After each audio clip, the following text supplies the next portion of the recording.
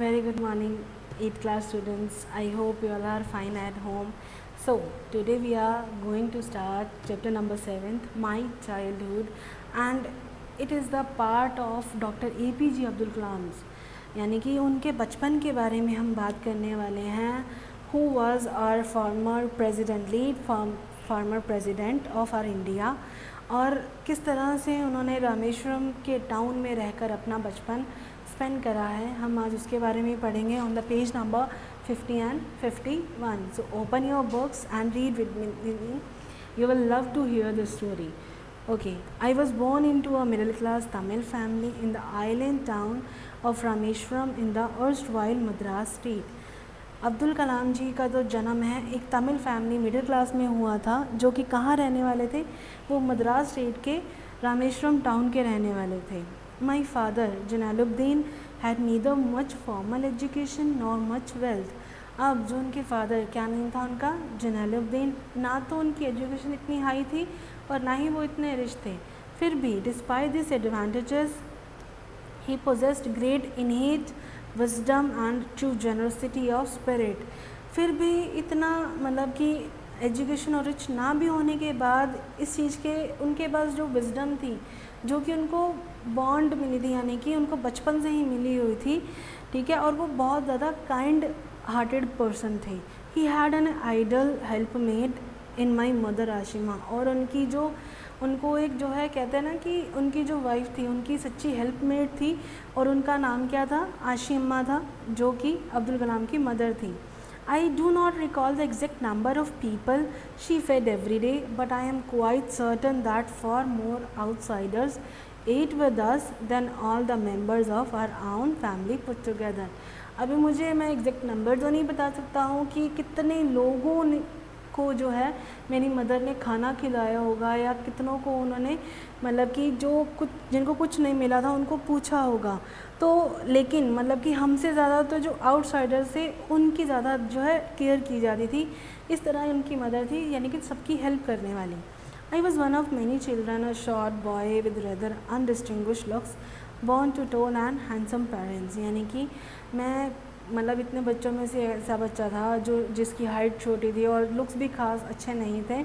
और कहाँ पर पैदा हुआ था, जिसके जो पेरेंट्स थे टाल थे और हैंडसम थे, यानी कि अच्छे दिखने वाले थे. We lived in our ancestral house which was built in the middle of 19th century. अभी हम कहाँ रहते थे, डॉक्टर APJ अब्दुल कलाम की फैमिली वो अपने एंसेस्ट्रल यानी कि पूर्वजों के घर पर रहा करते थे, जो कि 19th सेंचुरी में बनाया गया था. It was a fairly large pucca house made of limestone and brick.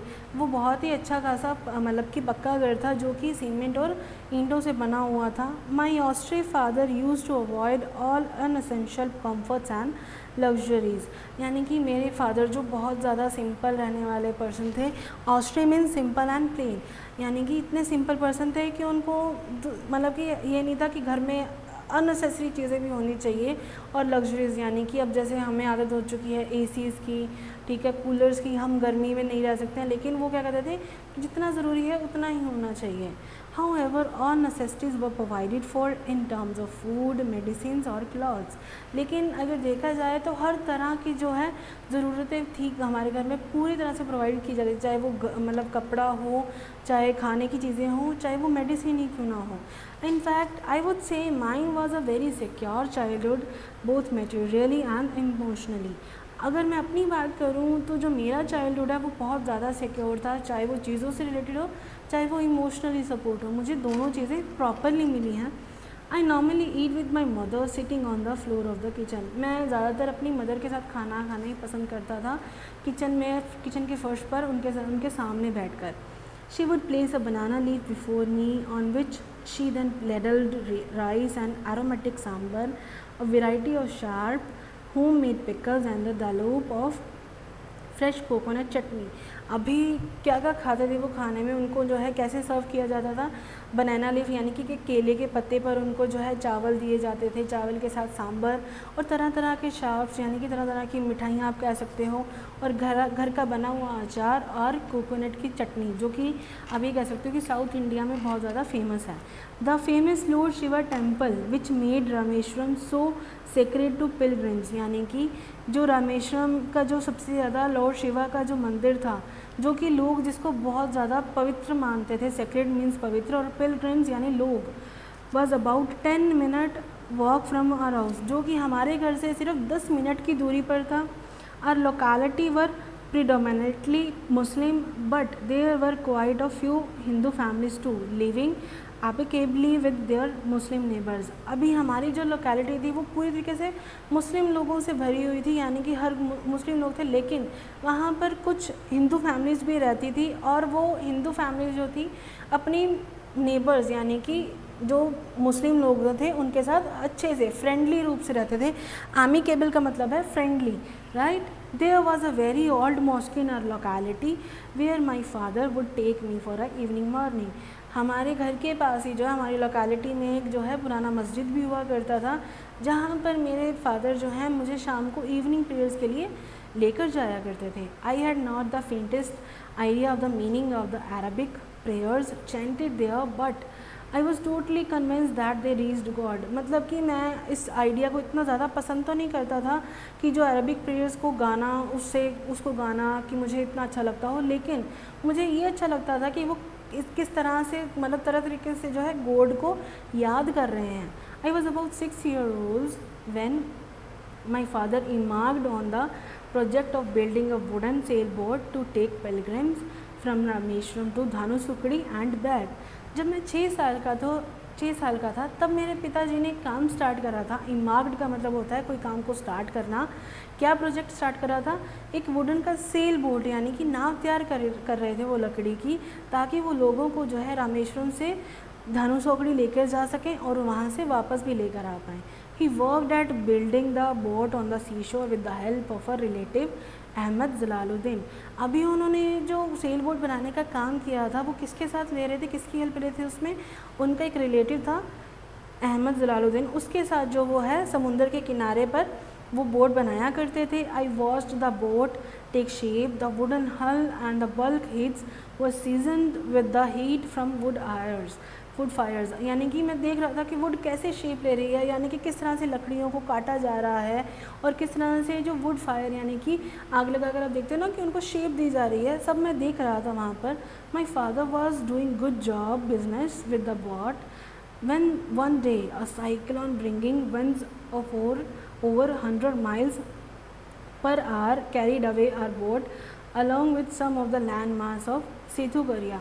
अभी मेरे फादर बहुत अच्छा काम कर रहे थे बोट के साथ, लेकिन एक दिन साइक्लोन आ जाता है जिसकी स्पीड जो थी 100 पर आवर की स्पीड थी उसकी, जो कि बोट के साथ साथ जो है किसको यानी कि उसके आसपास का जो एरिया था ना सेतुकरिया का, वो भी साथ में जो बहकर चला जाता है। The Pamban bridge collapsed with the train full of passengers on it. और इसी के साथ जो ट्रेन है वो पाम्बन ब्रिज में भी टकरा जाती है। कोलैप्स्ड का मतलब होता है टकरा जाना, और जो कि पूरे पैसेंजर्स के साथ भरी हुई थी। Until then I had only seen the beauty of the sea, now its uncontrollable energy came as the revelation to me. अभी तक मैंने जो है सिर्फ समुंदर की सी की ब्यूटी देखी थी, लेकिन अब जो है इसकी इतनी ज़्यादा एनर्जी देखकर आई वॉज लाइक शॉक्ड। मतलब मैं बहुत ज़्यादा शॉक्ड हो चुका था कि ये क्या हो गया है।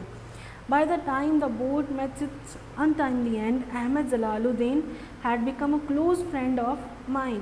मतलब कि जैसे ही उसको जो ख़त्म हो चुकी थी, इतने टाइम में जो अहमद जलालुद्दीन था वो मेरे बहुत ज़्यादा अच्छे फ्रेंड बन चुके थे। Despite the great difference in our age, और मतलब कि एज में डिफरेंस होने के बावजूद भी हम बहुत अच्छे दोस्त बन चुके थे। Jalaluddin would talk about God as if he had working partnership with him. मतलब जलालुद्दीन क्या किया करते थे, वो सीधा डायरेक्टली गॉड से बात किया करते थे। ऐसा लगता था कि शायद वो उनके साथ पार्टनरशिप में काम कर रहे हैं। He would present all his doubts to God as if he was standing nearly to dispose of them. मतलब कि उनको अगर जलालुद्दीन को कभी भी अगर डाउट होता था, कुछ भी होता था, तो वो सारा अपना जो भी पेन था, कुछ भी था, वो सीधा भगवान के सामने रख देते थे बिना कुछ सोचे. I would stare at Jalaluddin and then look towards a large group of pilgrims around the temple, taking holy dips in the sea, performing ritual and reciting prayers with the sense of respect towards the same unknown whom we treat as the formless Almighty. अभी क्या हुआ था कि मैं जलालुद्दीन को घूरता रहता था और फिर मैं जो है एक तरफ वहाँ भी देखता था कि लोगों को इतना बड़ा ग्रुप जो है क्या किया करता था, मंदिर में जाके जैसे कि अपने फेरी लगाते हैं ना, मंदिर में जाके फेरी लगा के फिर वो क्या किया करते थे, मतलब कि समुंदर में डुबकी लगाया करते थे. ये देखकर कि सेंस ऑफ मतलब कि वो तरह तरह के जो रिचुअल्स होते हैं और जो प्रेयर्स होते हैं उनको ध्यान में रखकर फिर भी फॉर्मलेस अलमाइटी यानी कि भगवान तो एक ही है लेकिन उसको मतलब मानने के तरीके क्या हैं, अलग अलग हैं. आई नेवर डबल्ड that the prayer in the temple reach the same destiny as the one offered in our मिस्क्यू.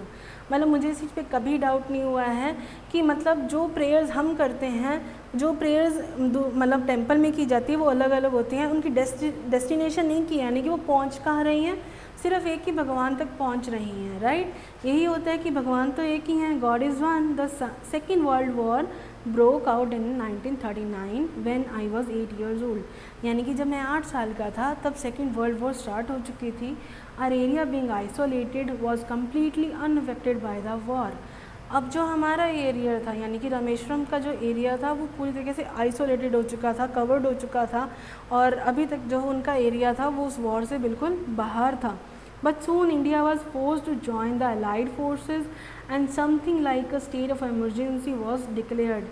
लेकिन फिर इंडिया को जो है फोर्स किया गया कि वो अपनी फोर्सेस उनके साथ लगाएं और समथिंग यानी कि स्टेट इमरजेंसी भी डिक्लेयर कर दिया गया था कि सभी स्टेट जो हैं बिल्कुल वो रहें कि वार्निंग पर रहें कि कुछ भी हो सकता है. The first casualty came in the form of suspension of the train halt at Rameswaram station. अब पहली चीज़ क्या हुई थी कि जो रामेश्वरम से ट्रेन क्रॉस करती थी वो वहाँ पर उस स्टेशन पर नहीं रुकेंगी. अब the newspaper now had to be bundled and thrown out from the moving train on the Rameswaram road between Rameswaram and धानुसोकड़ी.